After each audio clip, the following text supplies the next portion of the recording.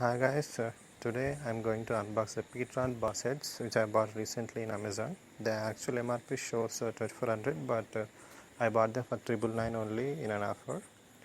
It's a 10-meter range Bluetooth headsets. The package contains battery and two wireless Bassbuds.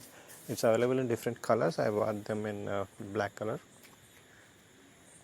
So it also comes with the extra earbuds. The earbuds are very cool. The three sizes of earbuds are coming in the package, and also a charger. You can use it for the USBs or any other docks. So initially it came with the 80% charging, so we can charge up to 100%. There is a light indicators are available. It is connecting with Samsung phones and Asus phones, and also with laptops. The functionalities, it has only one click button only, so single click only we can operate multiple things.